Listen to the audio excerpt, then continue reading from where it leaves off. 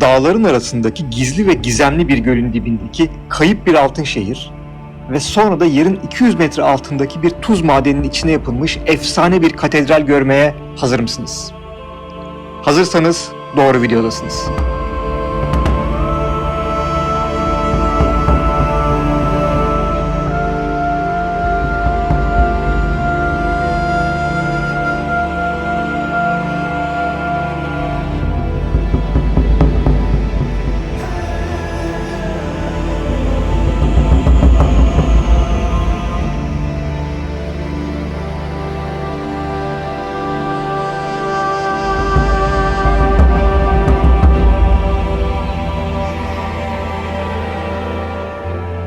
Kolombiya, Bogota'daki turumuz devam ediyor.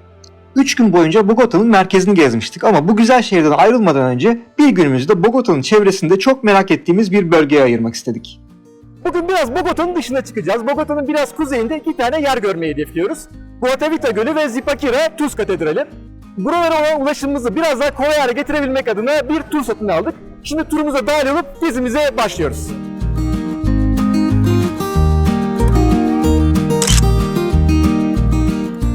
Bugün 5 kişilik küçük bir ekip olarak gezeceğiz. Yanımızda da bir rehber, bir de şoför olacak. I know it must be like a good experience, yeah, but I would use it only, for example, for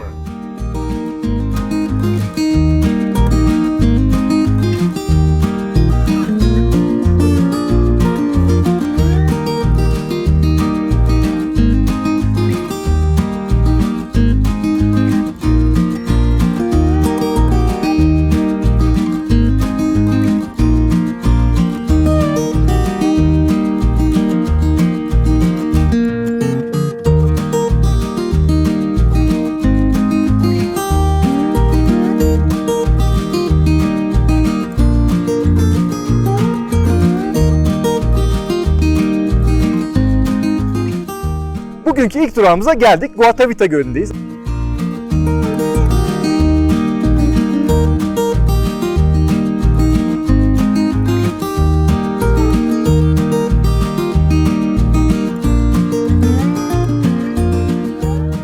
Guatavita Gölü koruma alanına girdikten sonra göle doğru yürüyüşümüze başlıyoruz. Yolumuz buradan yaklaşık 2 kilometre. İlk olarak bir kulübeyle başladığımız turumuza güzel bir doğanın içerisinde devam ediyoruz.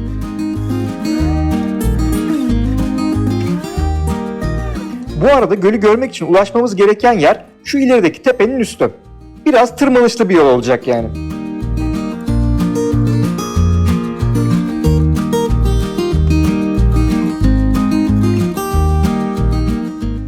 Oh, very beautiful view.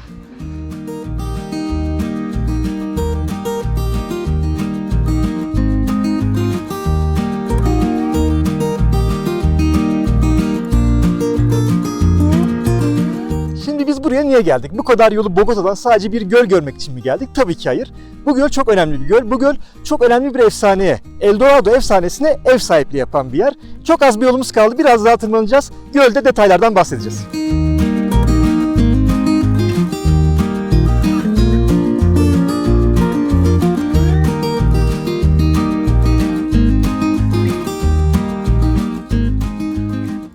Burada bu görmüş olduğunuz bitki pek bir şeye benzemese de aslında buradaki ekosistemin ve faunanın en önemli parçalarından bir tanesi.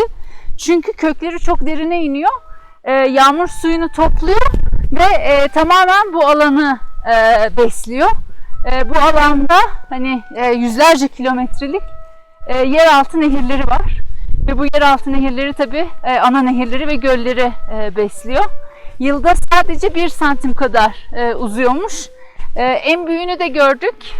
Hatta bu bölge için o kadar önemli ki 100 pezoluk madeni paralarda da bu bitkinin resmini görebiliriz.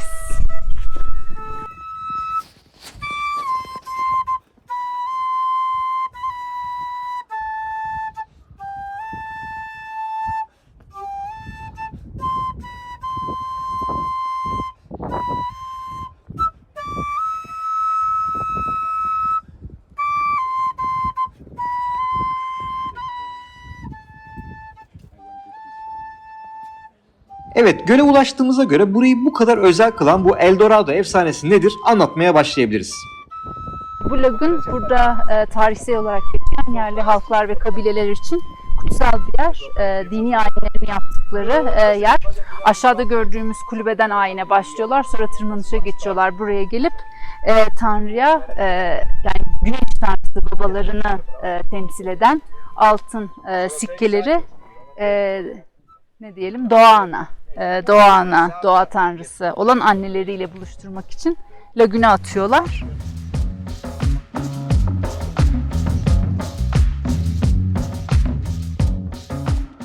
Konu aslında burada yaşayan kabilenin kendisine yeni bir kabile lideri seçmesiyle alakalı bir şey. Süreç ise şöyle. Öncelikle bu aday kişi 9 sene boyunca tek başına bir inzivaya bırakılıyor. Gündüz saatlerinde dışarı çıkmasına izin verilmiyor. Sadece geceleri dışarı çıkabiliyor ve bu 9 seneyi tamamen meditasyon ve odaklanmaya ayırıyor. Artık başa geçme zamanı geldiğinde ise turumuzun başında uğradığımız bu kulübeye geliyorlar. Y la salida representa la trascendencia. Nuestros abuelitos no hablan de muerte. Los abuelitos dicen que uno no muere, sino uno trasciende. Y los abuelos dicen que la vida no es lineal, no es nacer, crecer y morir, sino es nacer y crecer, pero tejiendo la vida como una espiral. Kulübede aslında bu şekilde oturulmuyormuş. Evrenin dengesini sağlamak için kadınlar bir tarafa, erkekler ise diğer tarafa otururmuş. Ortadaki bu alanda ise bir ateş yakılırmış. Kabile başkanı olacak kişinin görevi ise yanmakta olan bu ateşe odaklanıp onun sönmemesini sağlamak.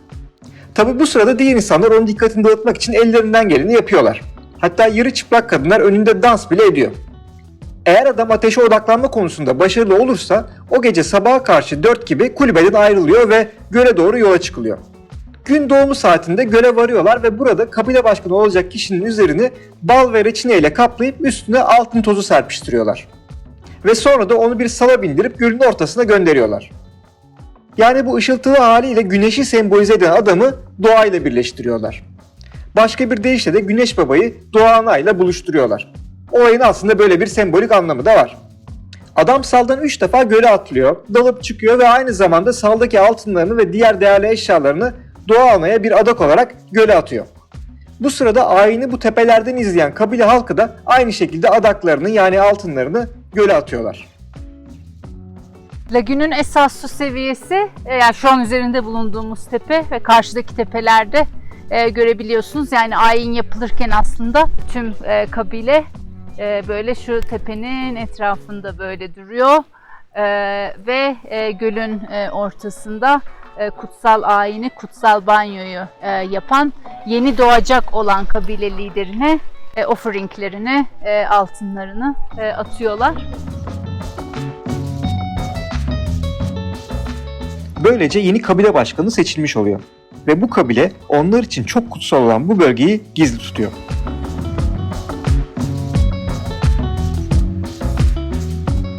İspanyollar, sömürgeciler geldiklerinde burada böyle gizli bir şeyler var. Ne oluyor acaba diye düşünüyorlar ve El Dorado efsanesini ortaya çıkarıyorlar.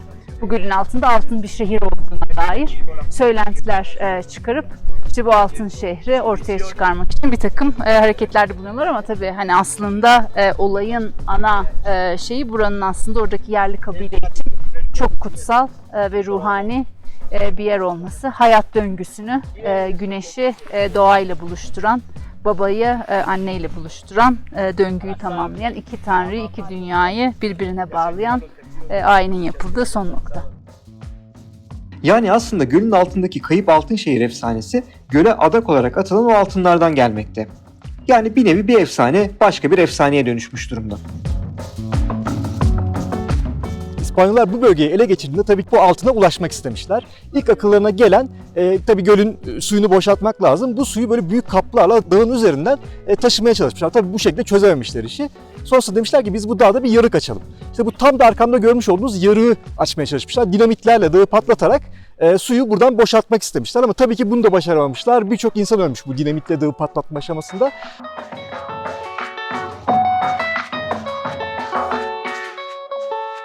Aşağıdan görmüş olduğumuz gepi aslında o aralığı buradan görebiliyoruz. İspanyol konkistadorların, istilacıların açmış olduğu gepi. Su seviyesini de bayağı aşağı indirmeye başarmışlar. Yani kaselerle boşaltalım, dinamitlerle patlatalım derken hani Eldorado'ya, altın şehre yaklaşmalarına az kalmış gibi aslında ama işte ölümler sonucunda buranın lanetli olduğuna inanınca işin peşini bırakmışlar. Zaten İspanyollar bu bölgede buldukları paraların da saf altın olmadığını fark etmişler. Paraların %20-%30 oranında altın, %70-%80 oranında ise bakır alaşımı olduğunu görmüşler ve bu da İspanyolların Eldorado'ya ulaşma konusundaki heveslerini kırıp vazgeçmelerine sebep olan bir diğer nedenmiş. O kadar uğraşıp bakırdan yapılma bir şehir bulma ihtimali biraz motivasyonlarını düşürmüş yani. Bu arada bu altın bakır karışımı olayı da yine Doğa Ana ve Güneş Baba döngüsüyle ilgili. Altın Güneş Baba'yı, bakır ise Doğa Ana'yı temsil ediyor. Alaşımın %70-%80 oranında bakır olması da Doğa Ana'nın, kadının doğurganlığının, bereketin toplumda daha önemli olmasından gelmekte. Bogota'da gittiğimiz altın müzesinde de bu Eldorado efsanesi için ayrı bir bölüm yer almakta. Zaten müzedeki en değerli eserlerden birisi de Eldorado efsanesindeki o altın salın bu küçük replikası.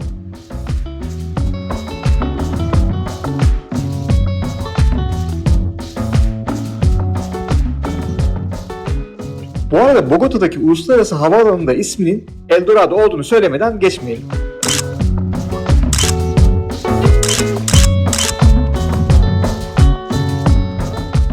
Bizim için oldukça keyifli geçen Guatavita Gölü gezimizin sonuna geldik bile. Biz bugün burada Eldorado efsanesiyle ilgili çok şey öğrendik. Umarız öğrendiklerimizi sizlere de aktarabilmişizdir. Şimdi yemek öncesi çok kısa atıştırmalık bir şeyler yiyip bir sonraki durağımız olan Zipaquira'ya doğru devam ediyoruz.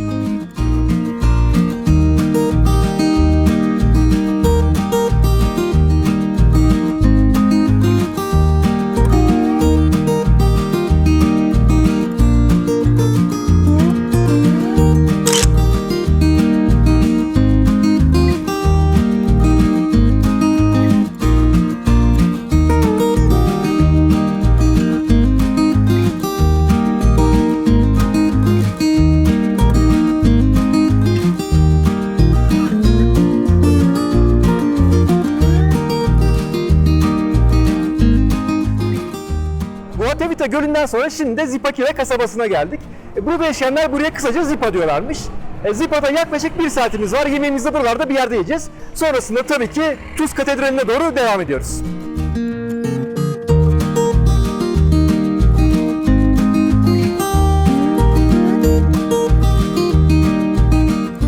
Öğle yemeğimiz için bu restorana geliyoruz ve serinin tercihi Kolombiya'nın en meşhur yemeklerinden biri olan ahiaco çorbası oluyor.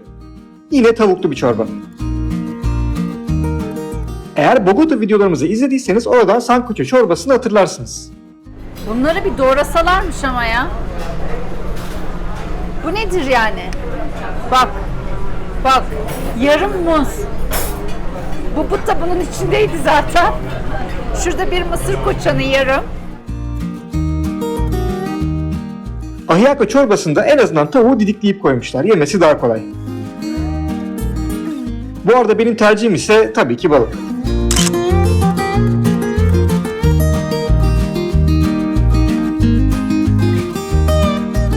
Güzel bir yemek sonrası bu küçük kasabaya veda edip günün ikinci durağı olan Zipaquira Tuz Katedrali'ne doğru devam ediyoruz. Ve işte oradayız.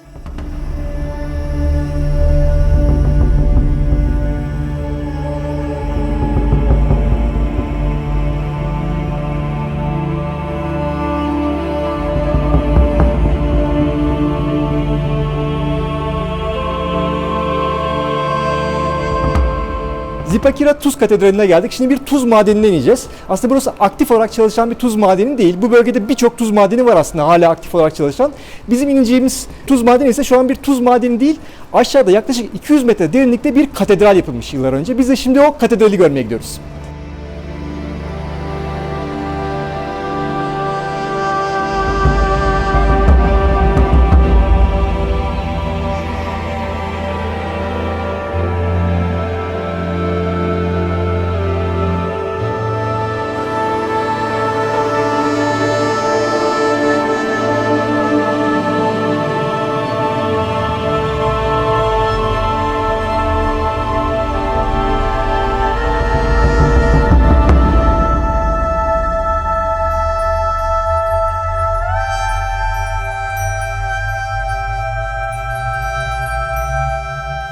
madeninin derinliklerine indikçe karşımıza bu tarz oda oda şapeller çıkmaya başladı.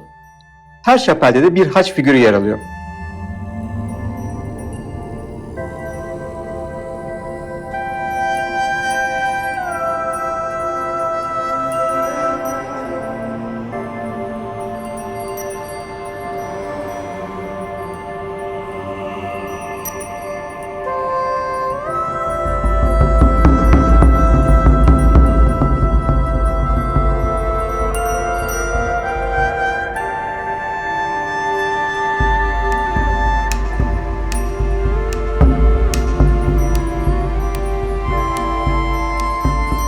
Buranın zamanında aktif olarak işleyen bir tuz madeni olduğunu düşününce şu an bulunduğumuz yer, bu yerin 200 metre altındaki katedral bizleri büyülemesinde ne yapsın?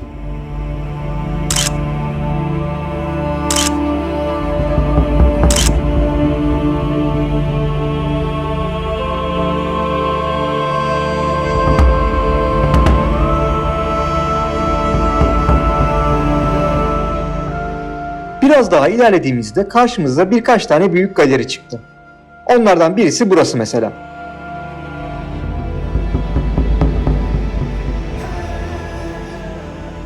Ama asıl en etkileyici bölüm ise devasa bir haçın yer aldığı bu salon. Özellikle de neon ışıklarla yapılan aydınlatmalarla çok etkileyici gözüküyor.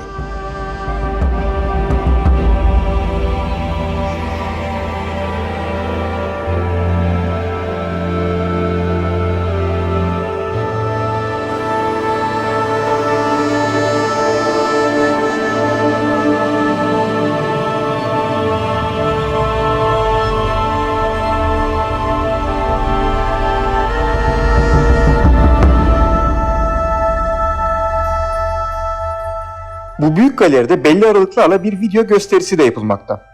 O büyük haçın olduğu duvarda böyle bir gösteriye de denk geliyoruz.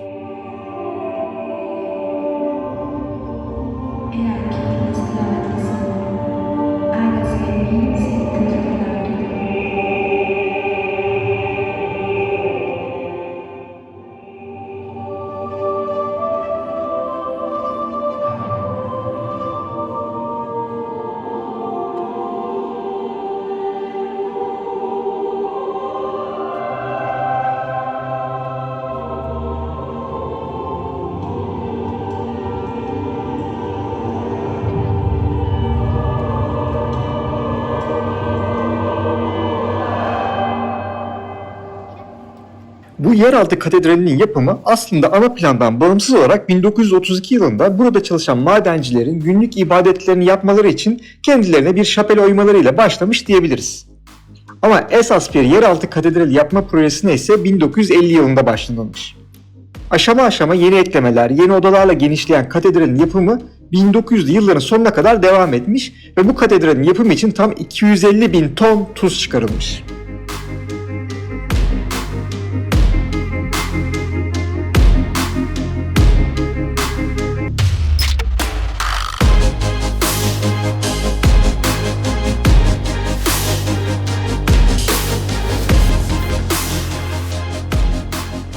Katedralin içinde bir labirent var. Bu labirent katedralin narteksine, o önünde ortadaki boş alanına erişiyor. Hangi yolu seçersen seç aynı yere çıkıyorsun. Hani amaç böyle şey işte, herkes, her ziyaretçi kendi yolunu seçer gibi spiritüel bir anlamı var. Valla karıcığım sen git, sen nereye gidiyorsan oraya geliyorum. Benim yolum sensin. Kaç puan aldım?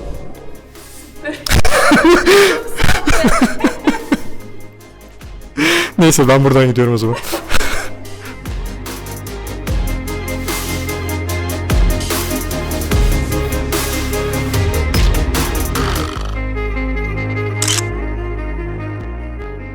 Önce Guatavita Gölü, şimdi de Zipaquira Tuz Katedrali. Çok güzel bir gün geçirdik bugün. Bogota'ya gelecek olursanız mutlaka bir gününüzü bu tur için ayırın, bizden söylemesin. Ha, tur demişken tabii ki bu işin bir de maliyeti var. İşin içine ulaşım ve rehber de girince tur kişi başı 310 bin Kolombiya pezosu. Yani günümüz kuruyla yaklaşık 65-70 dolar gibi bir şeye denk geldi. Pahalı mı? Pahalı. Ama değdi mi? Kesinlikle evet. Bugünlük bizden bu kadar. Şimdi bu yeraltı katedralinden çıkıp Bogota'ya geri dönüyoruz. Sonra da Kolombiya'da başka bir şehre geçeceğiz. Kolombiya turumuz tüm hızıyla devam edecek yani. Bakalım bir sonraki durağımız neresi olacak? Bir sonraki videoda, bir sonraki macerada görüşmek üzere.